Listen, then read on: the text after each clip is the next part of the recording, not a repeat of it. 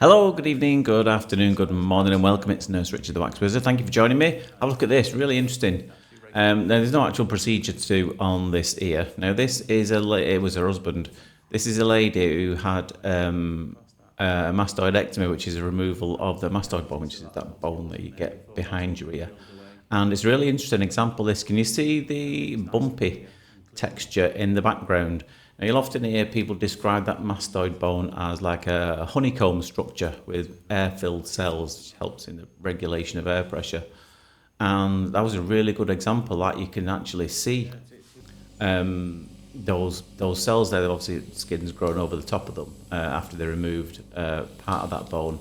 But I thought it was a really good example of sometimes it's hard to picture things. Someone describes something to you, but you can see it really clearly there. This honeycomb structure in there, like honeycomb that you find in a beehive. So I thought you'd like seeing that. Really interesting. I have got a really interesting mastoidectomy procedure. I might put it in the next video actually. So look out for that. We'll be out in a couple of days.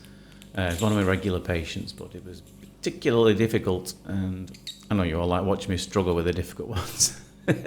So, like I said, there was no procedure to do other than a little flap of skin to remove on that mastoidectomy patient. And they came together, husband and wife.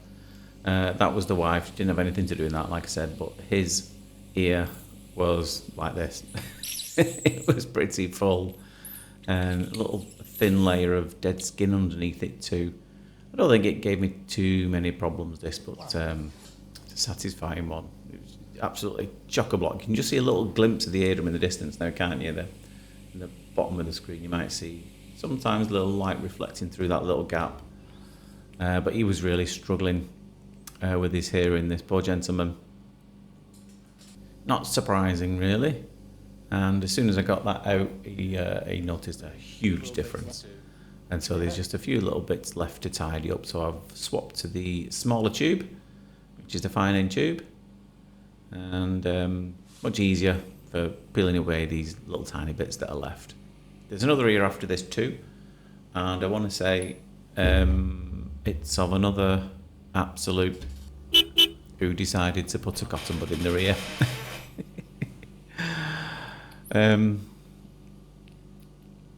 So a nice little peel here to finish this one off. If I remember rightly, I don't think we peeled everything away. It was getting a little bit squeaky. And if a microsuction can be noisy, makes all kinds of weird noises, like squeaking, slurping, and squealing. But if it starts squealing too much, then you should stop, because you don't want to damage anyone's hearing just for getting a few little bits. Just because it's making a bit of a noise, then you should stop. It's called clarineting. I know a lot of you regulars will know this, but there'll be some people who are watching these videos who won't know that. It's called clarineting. The reason for that, which I know not many people actually explain, because a clarinet, and I know this because I was a music teacher, has a reed, and it's a reed like a wooden reed that sits inside the mouthpiece. And how it works is when you blow into it, it vibrates, this flaps this reed, and that's what creates the sound. And that's what happens when you get this clarineting noise that you can get from the suction tube. So there'll be air going into the tube, and if there's a little bit of skin inside it, but it's not gone down the tube yet, it's still there, it's trying to come, it'll flap about the same way that a clarinet reed would. So that's why it's called clarineting, and now you know. And so yeah, this is the patient I was telling you about, who'd put a cotton bud in their ear. You can quite clearly see the imprint as well. He couldn't really lie about it, and he didn't. He was very honest. Also uses hearing aids as well, so bit of a double whammy when it comes to poking things in the ear. Can't help but poke his hearing aid in there because they're supposed to be in there. But I do see a lot of hearing aid users, because whilst yes, they are wonderful things for helping people hear again, they can tend to cause issues like this, because as the skin is trying to naturally migrate out the ear, it often hits the back of the hearing aid and then builds up behind it, which is not a lot you can do about, unfortunately. So it's an unfortunate side effect of having to wear hearing aids that you often find that your ears get blocked up quite a lot. He hasn't helped it by shoving a cotton bud in. And it's really compacted as well, this. And the giveaway is also quite a few hairs in it. I'm just searching around for a surface to get a good grip on. But it was tricky, this one. It was really tricky because I don't think I'd seen this chap before. And he must have, he was blaming his hearing aids. A lot do. When they wear hearing aids and they say, oh, these hearing aids aren't working.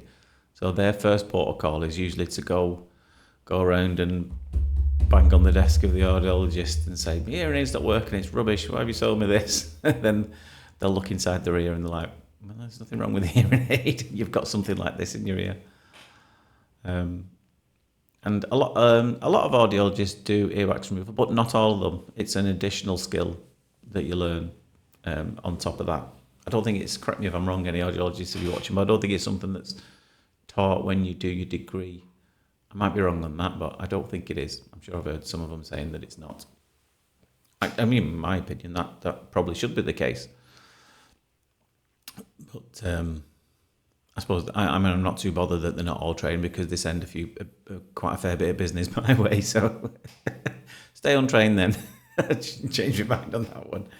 So you can see I've finally found an area to get a grip of, and it's at the well, I did, and then lost it again. But you can't really fit many tools around this. I did think about it at the time. But I'm on my last, I think I said in another video, I'm on my last Cawthorn hook. I've bent all my others. So I'm trying to look after it and only use it when I absolutely have to. But it is coming this. Certainly helped drowning an ear like this in olive oil to get something like this out. Just got a little trapped around the first and second bend, which you can only appreciate how difficult it is to get into ears when you see it, when it's at this point. Because what you see, at the start of the procedure, you just see a nice circular image of the ear canal, but you've got to get to that point first. And it's not very happy, this ear canal. Not surprising, really, because obviously he'd been poking around in there and he'd had this really large chunk in there. So it's looking a little bit pink and a little bit inflamed, especially at the roof and the top portion of the eardrum there. So I'm going to peel away a few of these last bits. So I think I did advise this gentleman to get some acetic acid spray, because that can help to just calm down an inflammation and an irritation like this, to prevent it turning into infection, because it will be vulnerable, all this skin, because it's already inflamed and that part of the ear has not seen light of day for who knows how long while he's had that big blockage in there. Anyway, I hope you enjoyed that. As usual, I forgot to ask you to subscribe to the channel if you're watching, or like the video, leave me a comment, etc. All that. And if you really like what we do, I don't know why I said we, who's this, the royal we, it's just me, then you can consider becoming a member of the channel. It means you get loads and loads and loads of videos every single day that I'm working anyway, and extra stuff too. Anyway, I hope you enjoyed that, but for now, take care of yourself and I will see you soon. Ta-da.